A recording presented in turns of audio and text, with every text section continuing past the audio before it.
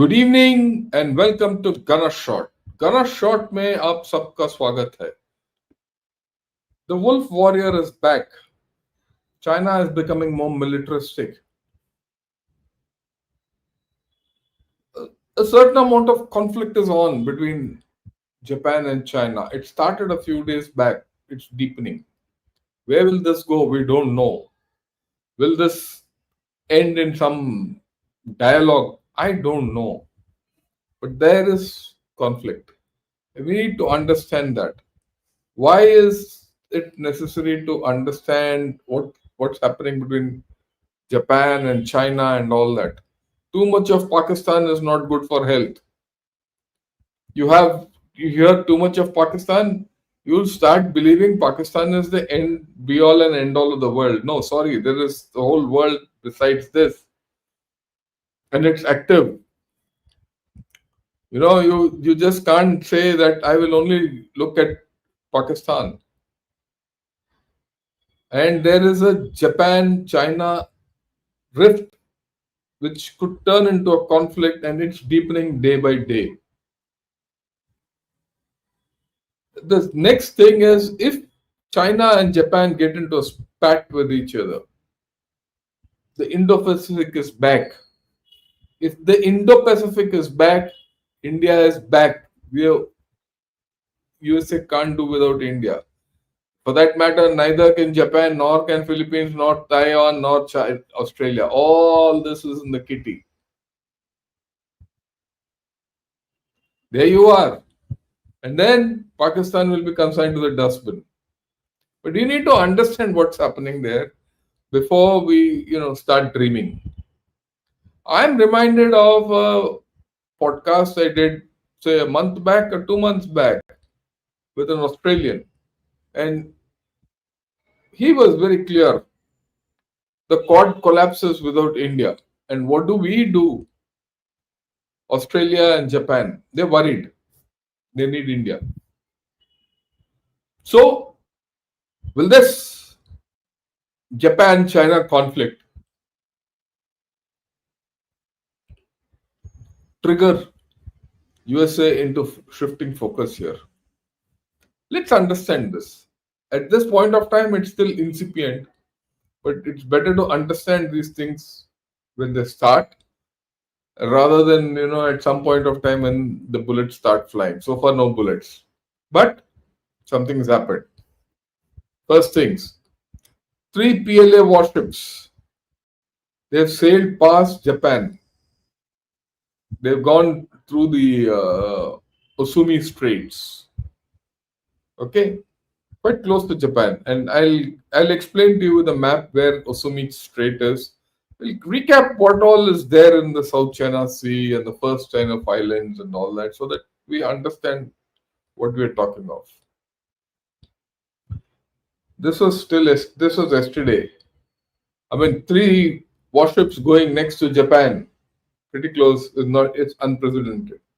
Today, all Chinese airlines are offering refunds for cancellations. The Chinese government has told all its people, if you don't want to go to, they've in fact issued an advisory: don't go to Japan. And if you don't go to Japan, all Chinese airlines will give a refund back to you. So it's gone to the next step, and this is today. In fact, I just saw it in the evening as I was, putting things in place here. Now, where is this entire story happening? Here, it's here, right? It's in this place. Okay, so this is Osumi Islands. It is around this place that this thing has happened. Where is Osumi Islands? This, of course, is Shanghai, Taiwan, Japan, South Korea, and Osumi is here. It's in the middle of nowhere. Yeah, this is Osumi Island. And the line you see here, this is the Osumi Straits. And it is through this Osumi Straits that these 3 PLA warships have gone. And Japanese islands to the north, Japanese islands to the south. This is part of the Osaka chain. So it's virtually pretty aggressive. You have to understand that. Who?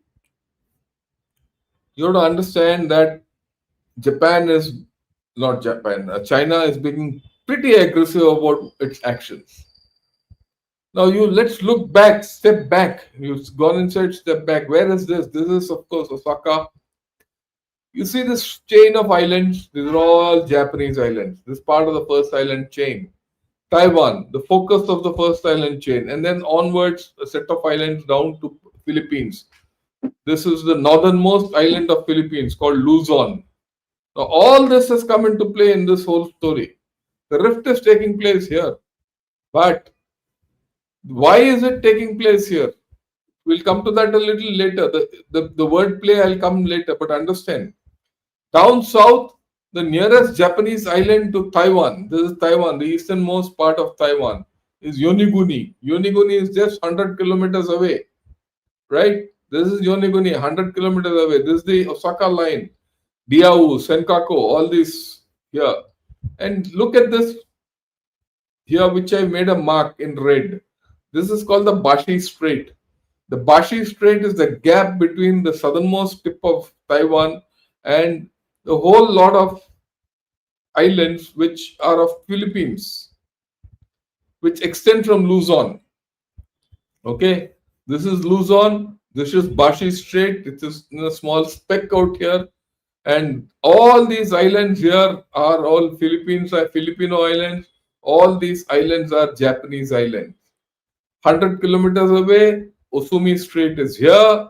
They're trying to do something here, but anything to be done here, there will be an effect on this also. Anything to be done on Taiwan, there's going to be an effect here also. And why is this started? It started because of this, right? It started because of this.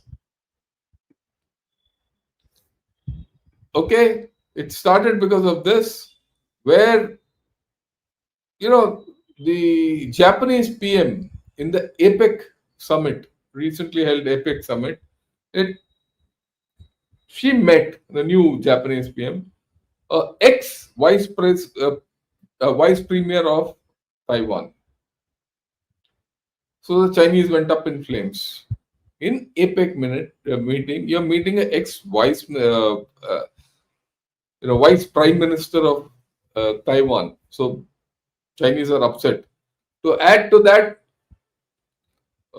this thing goes a little further, and as per Reuters, it said it's crossed the line.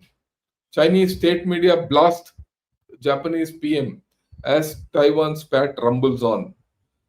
What's the exact spat? That's their this thing. What Japan's Prime Minister Sanai Taikichi, she stated any cross-strait conflict would create a survival-threatening situation for Japan. It's a matter of survival threatening.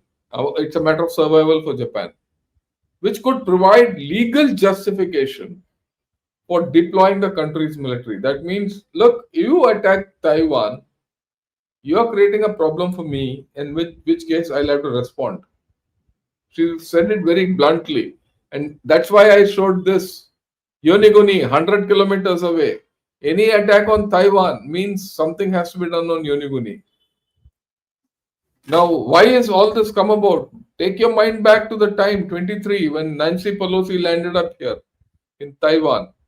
That is the only time when the Chinese fired missiles across Taiwan. One of them landed near this Yonaguni in the territorial waters of Japan. So that is why the Japanese deem it as a life-threatening, survival-threatening situation. Now, and they said, you do anything here, I have to come in with military. What they'll do is a different story. Whether Japan has a good military or not, we don't know. I mean, they don't have that great a military compared to China. But the fact is, China has to then, if it attacks Taiwan, it has to now contend with Japan, and Philippines will run into the fray. The moment this is happening, the Indo-Pacific region is getting heated up. India comes back into the game. Now, in that article, it says the comments have angered China, which warned Japan against military intervention in Taiwan. So they said, look, you want to do, we will do what we have to do in Taiwan, you keep out of it. Okay? And vowed to respond forcefully if Japan is involved. This marks a shift from Japan's previous stance of strategic ambiguity. Is Japan giving it up for some reason, whatever? Is the reason could be, well, let me do heat up the area, USA will come back here. Or genuinely it might say, I am threatened. That Yonaguni line of islands are threatened because of Chinese actions on Taiwan. So I have to deploy. So when she's giving that thing that I have to deploy, the Chinese are worried. It's only natural. So the whole lot of things are happening. Okay. Now, the moment Sanai Taikichi said this, the Chinese consul in Japan, he said this. I mean, this is very interesting. He's become the wolf warrior. He says Chinese consul general in Osaka, Zhu Jian, threatens to behead Prime Minister Sanai Takaichi over her support for Taiwan. This is serious. He says, I'll cut off her head. What did he actually say? He says, I have no choice but to cut off that filthy head that has come charging in without a moment's hesitation. Are you ready? That's strong. Yeah, I'll cut off the Prime Minister's head, and that too a filthy head. So, garmi hai udhar. And of course, this has caught everyone's imagination. It's come on New York Times as headlines. China's wolf warrior diplomacy returns. And you know how BBC has commented how Japan PM's remark on Taiwan has infuriated China. And then the sail pass took place of 3 PLA ships. And today, the airline thing, we don't know whether they'll fight or not. Okay. Then the PLA Daily has come out with an article. This is from China military. They says if Japan dares to intervene in the Taiwan Strait situation by military means, it would constitute an act of invasion and will be met with strong fight back from China. So China has made its thing clear. The issue is, will China do it? Will Japan take that step or not? We don't know. I mean, let me put it this way. But it also implies that China is prepared to invade Taiwan. So is Japan heating up the system only to see the US reaction and the Chinese reaction? Or is there something else on the cards? We don't know as of now. We only know that the escalation ladder is moving up slowly. Okay, of course, everyone is now saying this single remark by Taiwan on Taiwan has reignited Japanese tensions with China. Which means again, I mean, you know, you look at it 360 degrees, Indo-Pacific is becoming hotter. And there's yet another thing which happened, which has completely pissed off China. And that is the vice premier of Taiwan. She went and spoke at the European Parliament. Okay, IPAC, that is Inter-Parliamentary Action Committee of EU. She went and spoke there. The moment she went and spoke there, the Chinese are up in flames. They want one China. By allowing this lady to speak there, they feel that Europe is now ditching them. Both these events have happened together, and my bet is the Chinese will be, you know, focusing more on Japan. They can do nothing much to EU except trade, and all. So this thing is on a tinderbox at this point of time. Okay. And then China has also told the European Parliament, you don't allow Taiwan independence politicians to come and address people in EU. Don't recognize them. All that. So this entire area is just not about Japan, China equations. Taiwan has also willingly been drawn into it. Okay, and there are articles galore in Guancha and all about this whole story. Okay, and that China is now warning Japan, China is warning you. Okay, take care. Don't entertain this lady or don't entertain anyone from Taiwan. So all this story has started, and this is going on for the past 1 week. As things are escalating, I thought it's in fitness of things that I must put this across to all of you so that you understand tomorrow if there's a spat, there's a backgrounder. Okay, is that all? No. Very interestingly, the South China Morning Post and traditional magazines and websites, they are not talking much about this. The PLA military has come out with articles. This is a PLA military article. And their sense of, ye unka cartoon hai. Poor cartoon, but well, it conveys a point. And then they now are giving a new story. The reunification of the motherland is inevitable and irresistible. With what's happening in Japan, the way articles are coming out, is there something likely to happen in Taiwan? Or is China becoming militaristic? Or it's already on the path of war with whom I don't know.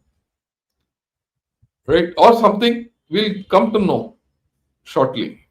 But we have to also assess something else about China, whether it can go for war or not. We'll talk of it. We'll talk of this. Because this tomorrow and day after, I'm going to devote morning to China, unless, of course, Asim Munir does something naughty. Then the articles which say, look, it's not only restoration of Taiwan, but we need to unite it, liberate it, and it should be governed by China. Liberation means the Taiwanese should be liberated from capitalism. They should be taken into communism. So all this story is going on. Okay, right. And then the PLA military, this green line, one is all about PLA military. They have become active. I'm very surprised about it. China is confident of safeguarding the homeland, right? All that. And what they have done is they have taken from their satellite constellation, they've taken pictures of Taiwan and they're splashing it all around to tell Taiwan, look, we know what is where. So there is signaling going on, there's some show of force going on, and the conflict is heating up. Now they're worried. The Chinese are worried that about the Japanese and Philippines defense pact. What is this defense pact? We'll just understand. And this is now also like I said, that was South China Morning Post article. Now the Chinese military, like I said, has become a bit more active than I normally see them on these issues. They talk of, some meeting is held, some veterans are met, Xi Jinping has gone here. These are the kind of articles which come. But the trend line now is something different. It says Japan, Philippines Defense Corp shouldn't disrupt regional stability. So they're aiming at something else, right? And what is this defense pact? It's all about reciprocal access agreement between the two countries. And this is an agreement which has been signed for acquisition and cross servicing agreement. That's the thing, which means they'll acquire weapons with common platforms and common norms, and cross servicing means I can service your weapons, you can service my weapons. All this is happening between Japan and Philippines. Japan Philippines defense cooperation framework will fully cover areas such as defense strategy, military tactics, intelligence sharing, equipment and technology, and joint training, effectively establishing a quasi alliance between the two nations. Very clear. If Japan and Philippines get together and do something with Taiwan in between, China has a lot to be worried, and that is what this agreement says. And of course, there's an agreement concerning tariffs, transfer of China equipment. Sorry, transfer of defense equipment and technology from Japan to Philippines and all. That's a different story, but that dimension is also there. So China is worried, right? So where does this whole story go? Will China go to war? I don't know. Is China strong enough to go to war? We have not yet conclusively proven that. And that's why join me tomorrow. We are going to do this China's paradox.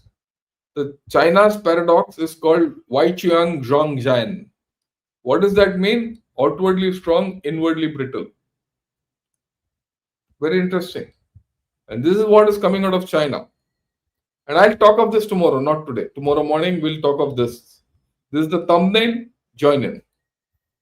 Weiqiang Zhonggan. Outwardly strong, inwardly brittle.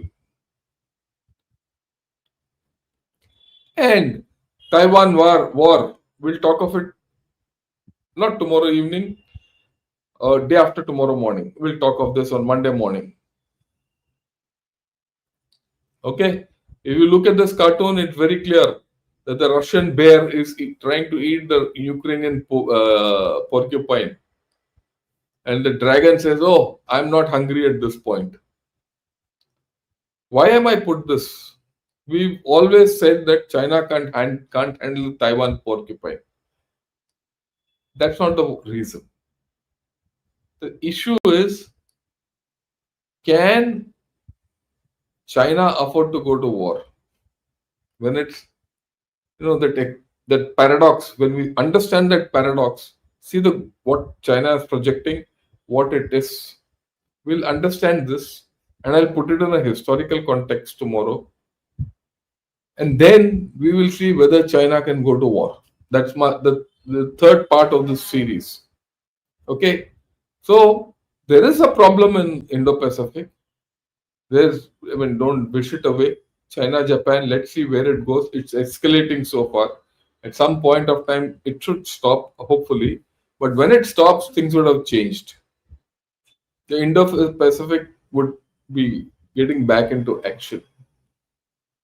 That's the point. If that is there, our whole geostrategic construct will start changing. And we don't know where this is going so far.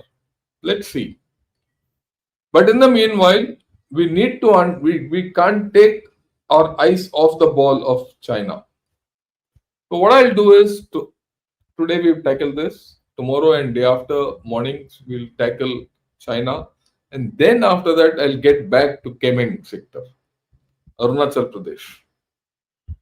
We'll get back to the terrain part of it. We've understood Sikkim, we've understood Chumbi Valley, we've understood Bhutan, right?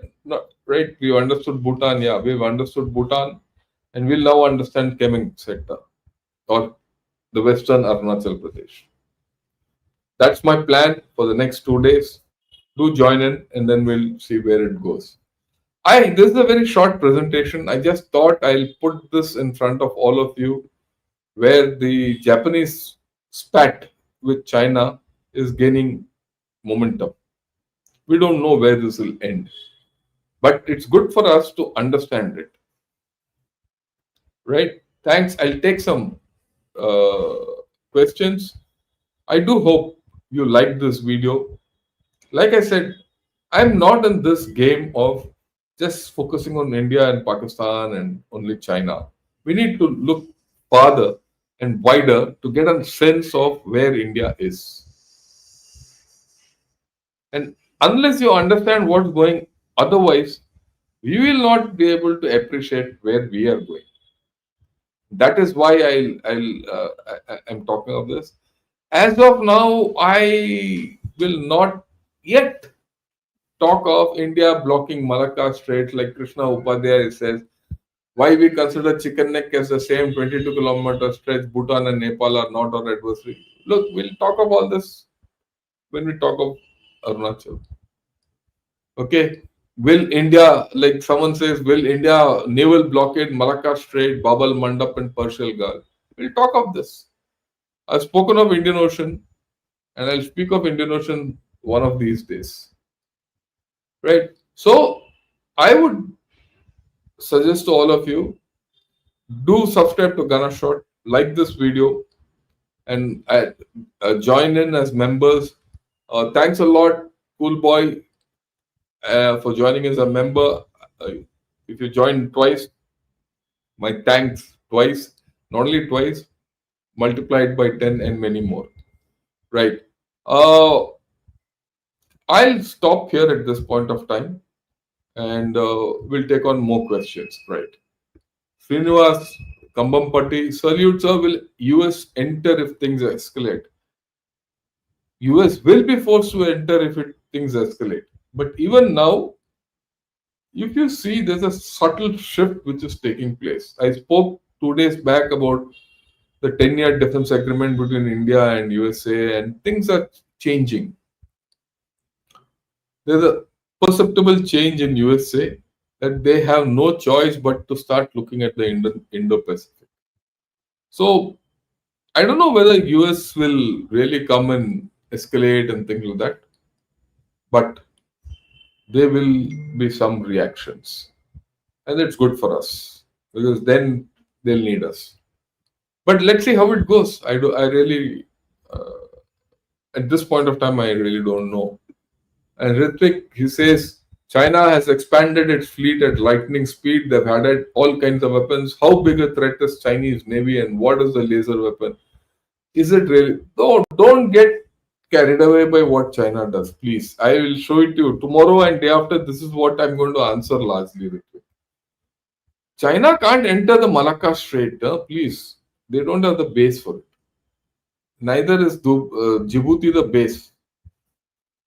They can't do all that. So let's not overplay China that they can do anything and everything they want. They can't. They don't have wherewithal to do it. Okay. Yeah, Praveen, Jai Hind to you. Yeah, Devesh Bele, hello, thank you. Yeah, nuanced perspective, interesting. Yeah, Amitesh finds it interesting because this is just a developing story and you have to catch it on, as it goes up. Only then you understand. But whichever way it goes, we'll track it. Chinese bridges and infrastructure are collapsing one by one. We'll talk of this also. We'll talk of this tomorrow. There's a paradox of China. Japan is capable of becoming a superpower in the short period and they are on the way. I don't think so. I don't think Japan has the population. See, this is what I keep saying. Japan doesn't have the population to do so. It's aged. Same thing will happen with China.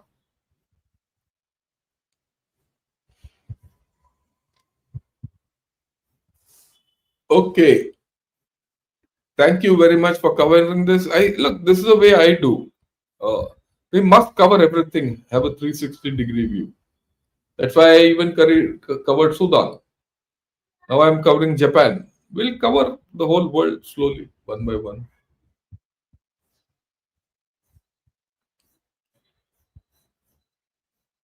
Yeah, our favorite general is streaming. Thank you.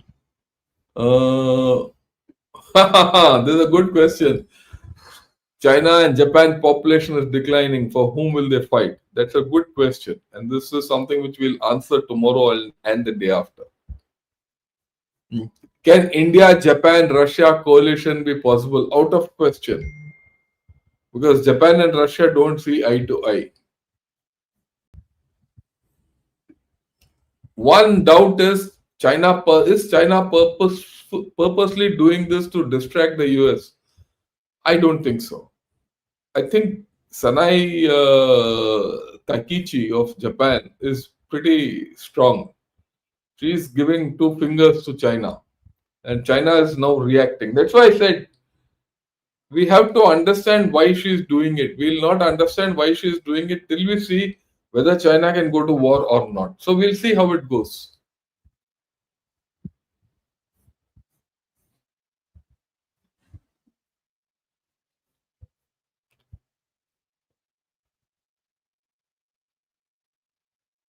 Yeah,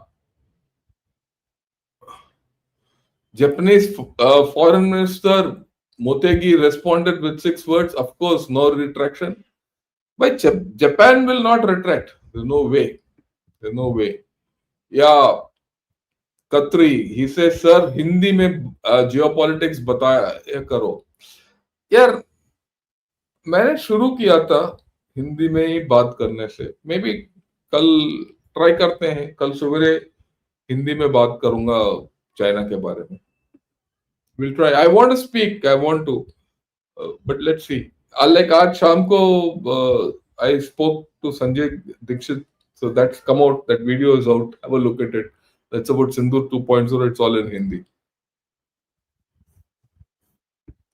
Swedish telecom gear maker Ericsson on Thursday announced establishment of a radio access network software research and development unit in Bangalore. Yeah, these will grow. I have no doubt about India. Let's not be. That's why we need to think differently. I mean, we need to think big. Don't get stuck with Pakistan alone. That is why I take topics which are away from our comfort zone.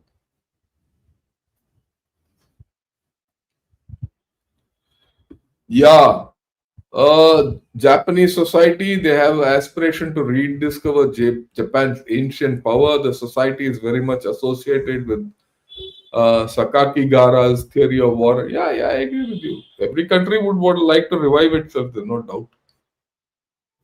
Okay. What will be the role of Russia if this escalates? Russia will side with China. Let's not have doubts because China and Japan and Russia have problems with each other and they have severe problems with each other.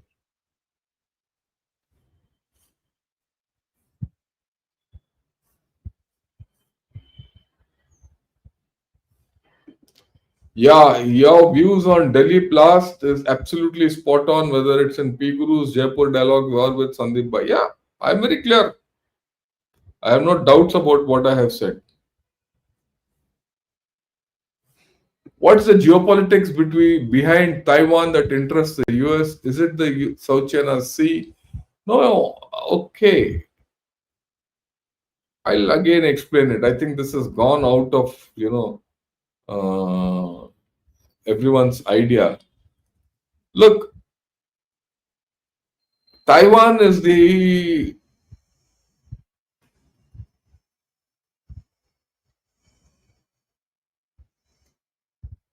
yeah. Have a look at this. This is the first island chain. It comes from Korea, Japan, the Osaka Islands, then Senkakus and Diao's, Taiwan. Then it comes to Bashi Channel, Luzon, and goes. This is the first island chain. The weakest point in the first island chain is Taiwan. The day this is given, the Chinese army navy can break out into you know uh, the deep blue sea. Let me put it that way, into the far oceans. Today, as far as China, as far as USA has weapons in Luzon, they have weapons in Luzon. They have a base. They have 4 bases in Philippines. US supports Taiwan fully. US has one division in Korea and troops in Japan. and it has beefed up the first island chain. It is actually containing this. This is the physical containment of China. If Taiwan falls, this containment breaks. If that containment breaks, the Chinese Navy breaks out from here and goes in, and then next stop is Guam, and it will confront US face to face. So that is the significance of this whole story, right? The geopolitics behind Taiwan. Taiwan is critical for containment of China. Understand that. If it didn't stop, would India side with Japan? Of course, it will.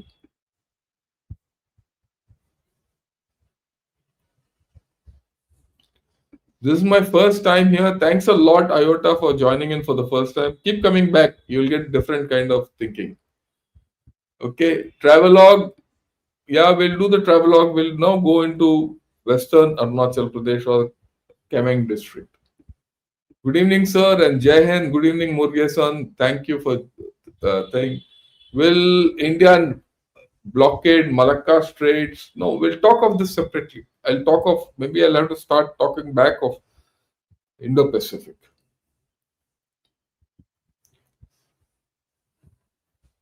Okay.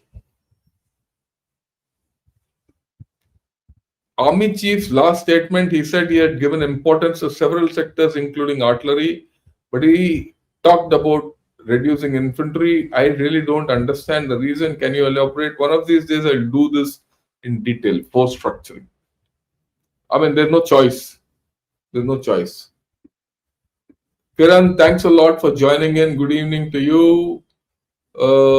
Folks, like and subscribe. Thank you for your thing. Yeah, Pawan also says, please like and subscribe the channel. Thank you.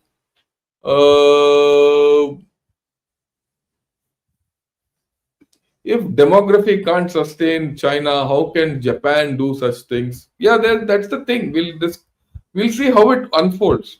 I don't think personally they'll start firing at each other, but who knows? Let's see how things happen. We'll have to see whether Japan is ready for war, is China ready for war, all these things. We'll see.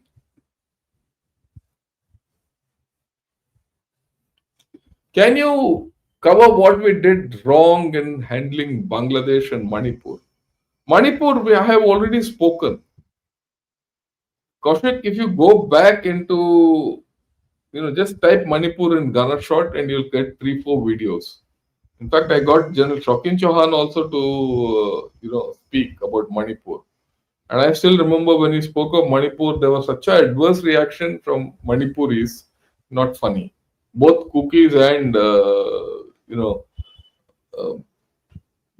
Meithis, both. Yeah.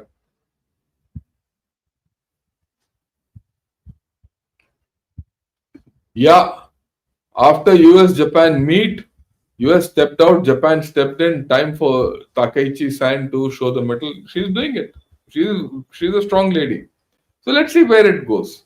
Right? We've done with all the questions because there are not many people who come. Yeah, I do understand. This is not glamorous. It is important. I would say, look, as much as we are inflamed by what's happening with Pakistan, all that, we have to understand that, there's a world beyond Pakistan. Right? And here we have Bruno who says, why are the leftists anti nationals? The leftists are anti nationals in our country because I think they are out of tune with what's happening in this country. They want to go back to a time when, India was poor and things like that. India has changed. I don't mind socialism. Let me be very honest. In fact, if you see, there's a political answer, I'll give it. If you see the BJP government and Narendra Modi's government, all three, 1, 2, and 3. Before Mr. Modi became the Prime Minister of our country the first time, a lot of talk was about right wing politics, how India will become capitalist, all that. But after he's taken over, The BJP government has been more socialist than anyone else. Free latrines, free gas, Jan Dhan bank accounts, things like that. They've become actually very socialist. We will continue to be socialist because a whole lot of our people are not very well off. And those socially backward people and the economically weaker section have to be uplifted. Yes. But if you do it in the right sense, with the right balance, almost in the center, okay, a little left of center is okay. And that's what even BJP has become. These days, no one, I don't think BJP is even right of center. All our governments have become left of center. That's the hard fact. But the leftists in our country are far to the left. They're destroying this country.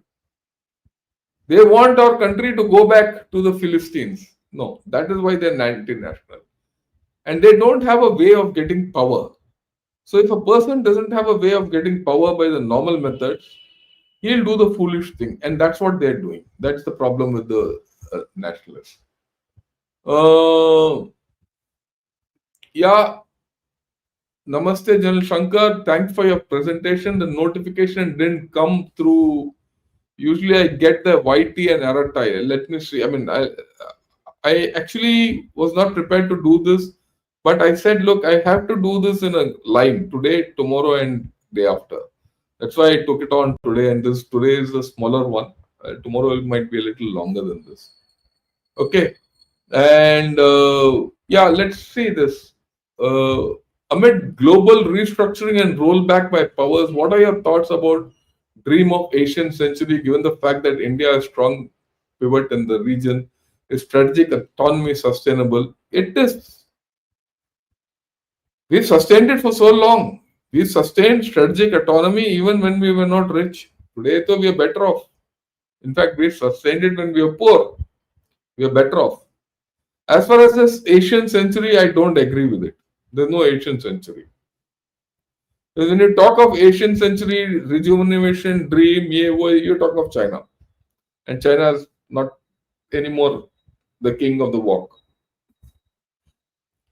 Yeah.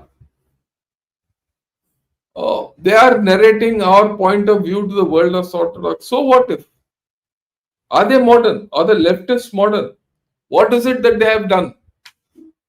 Where have you seen any leftist country prosper? Are they prosperous?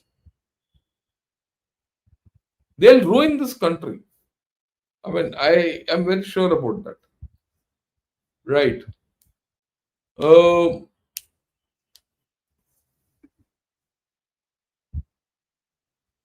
Yeah, you have been direct in expressing your realistic and wise views during the last 3 days. Appreciate it, sir. We must. Someone has to speak very honestly to all these people. You should have the courage of conviction to speak straight and tell, look, this is a problem. Somewhere, someone will learn, and at least a few chaps will change. That's what we should. Societies don't change if you beat around the bush. There's no diplomacy in this. Americans have appreciated India investigating agencies for the first time by Marco Rubio. Your thoughts? I don't give much credence to that.